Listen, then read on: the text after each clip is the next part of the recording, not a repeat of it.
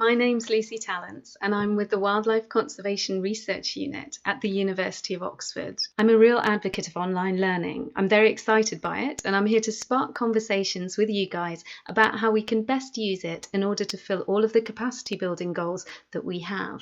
Where can we use it within that portfolio of capacity building that we all recognise is an important part of our work? I started off with WildCRU as a postdoc, developing a face-to-face course in wildlife conservation, and that has 8 to 10 students that come to Oxford every year for 8 months, and they study various modules. We quickly learnt through that experience. Obviously, it's very limited, the number of people we can train using that approach. So while someone else took on that course, a guy called Christos Astaris, who's doing a fabulous job with that, it became my job to develop online learning materials so that we can broaden access to these learning opportunities for people around the world. So you all know that online learning already dominates the informal learning that we do. There are so many opportunities to learn online. We all go to news sites, we all use social media, we can access things on our mobile devices, and more of us are studying these massive open online courses or MOOCs that are available for free. And more of them are being developed so that there are millions of people studying them. You can have courses that have hundreds of thousands of students on them. I don't use MOOCs, I don't develop MOOCs. I think they have a place in the educational infrastructure, but this is not the approach that I use, and hopefully it will become clear why I don't use that approach as I continue through the talk. So what I'm trying to think about at the moment is how we can ramp up our conservation efforts by using the potential of online learning. So I speak to some of my colleagues and they have doubts about online learning, and I'm kind of digging a little deeper to understand why that is. I know that I had some doubts when I started in this role as well. I think there are technological barriers, so people who are not familiar with the technology find it quite daunting. Many people have had bad experiences of online learning. Maybe they just haven't had access to a course that was developed with lots of dynamic and engaging activities, and maybe they felt a bit isolated. Some of the ideas that students might have are whether the course is good enough, whether it's the same quality as a face-to-face workshop, whether they're going to have to wait to get help. Are they going to be stuck there on their own struggling, whereas in the classroom they could immediately ask a question and get an answer? Whether it's going to be interesting for them to study, and how easily they're going to motivate themselves to study, given that it's just them and their computer, and that can be quite a difficult situation emotionally. I actually think that some of these things are preconceptions about online learning, perhaps because people haven't had very much experience, or perhaps because they haven't done courses designed with them in mind and not just the content with the material in mind. But some of them are also definitely genuine challenges that we have to consider with online learning. So there's a challenge and motivation. There's 2 different types of motivation you can use. You can use extrinsic motivation, where people do something because they want to earn a reward or because they want to avoid some kind of punishment. So maybe they want to get some kind of promotion, or they've been told to do it by their boss. The other is intrinsic motivation, where people do it because the activity itself is rewarding to them in some way.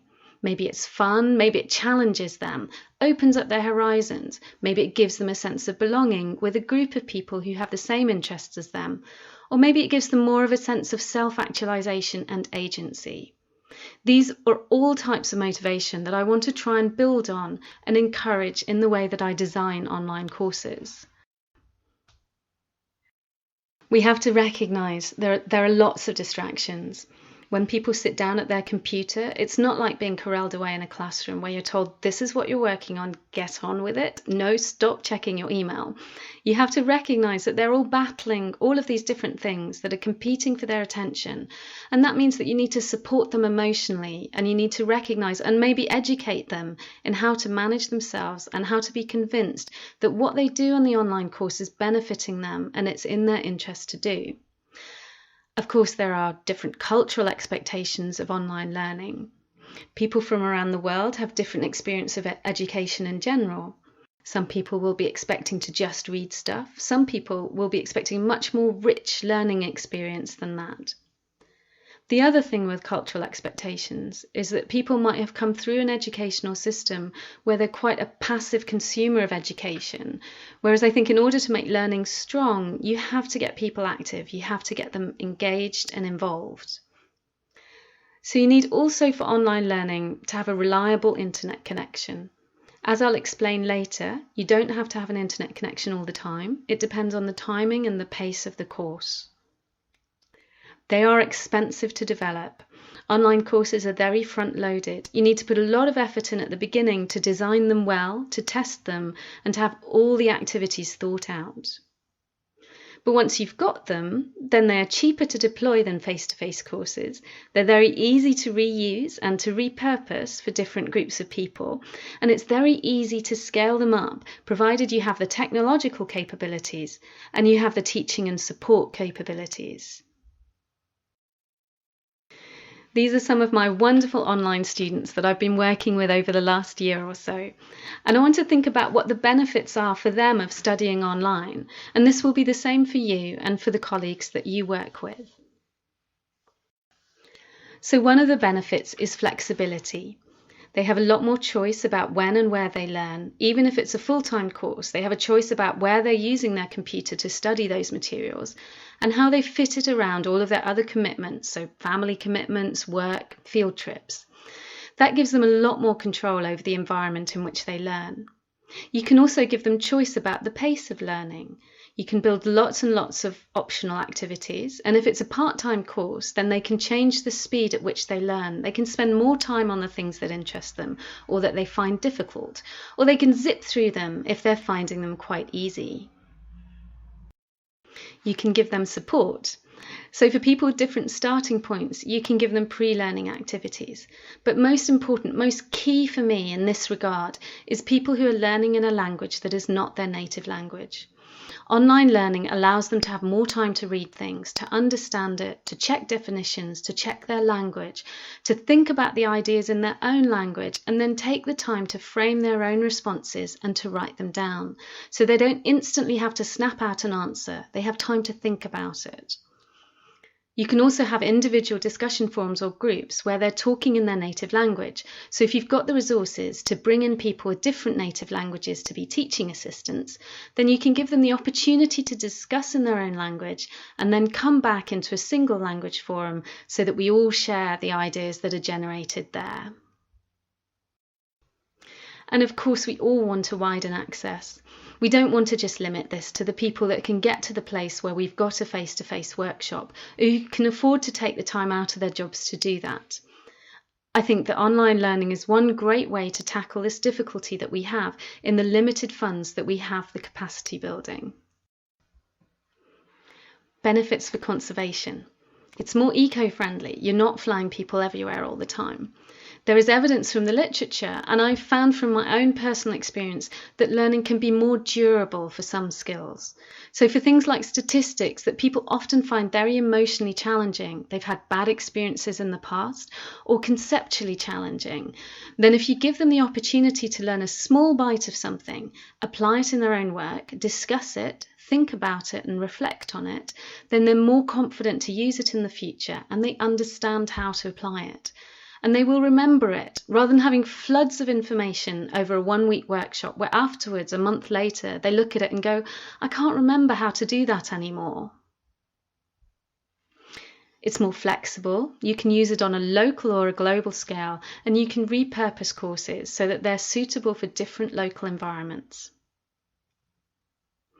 And it honestly reflects the global nature of conservation. So you get many diverse learners and perspectives together in a way that you might not be able to face to face, and that better mimics the professional life that we lead. My vision for online learning. I want to try and build communities so that people are empowered to learn from each other. They're not just looking to the tutor as the expert whom they have to learn everything from, but they realise that they have a wealth of experience themselves and that they can learn from all the people that they're working with. Learning is a social activity. A lot of our learning is socially constructed, and we need to use that to help people move forwards in what they understand and what they can do. You can have synchronous or asynchronous communication when you're building communities. So you can either have discussion forums, people log in at a time that suits them, or you can have live video chat where people talk in real time, or typed chat like Skype. I strongly advocate having students as co-creators of the learning materials, so giving them choices about what and how they learn and the kind of assessment that they do.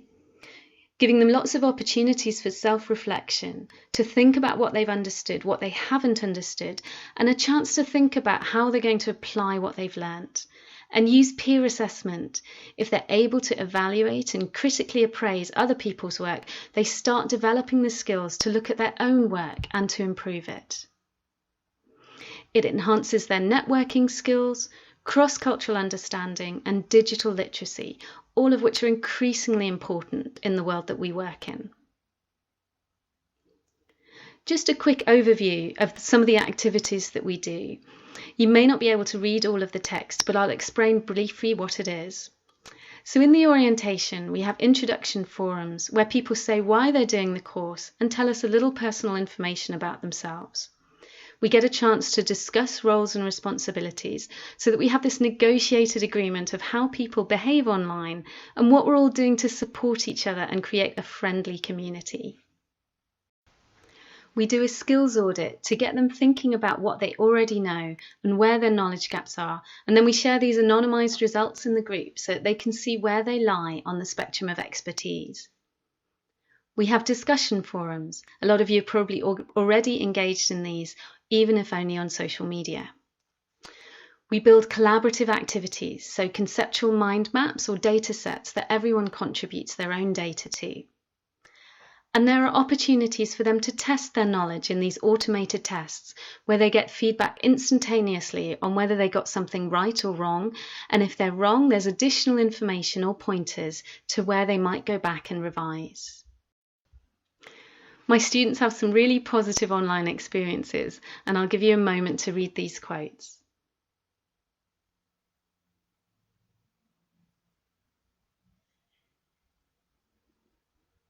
I think some of them are actually quite surprised at how much fun they had and how much they connected with the people that they were working with. And of course, you don't have to have online-only courses. You can use it as part of a blended approach where you're supporting face-to-face learning, maybe in preparation for a class or a workshop, maybe to help people collaborate during it or to support them in their learning afterwards. So I'm really interested now, after this and tomorrow, hopefully to talk to some of you and find out from you what you think the role of online learning is and how we can best use it. Thank you for listening.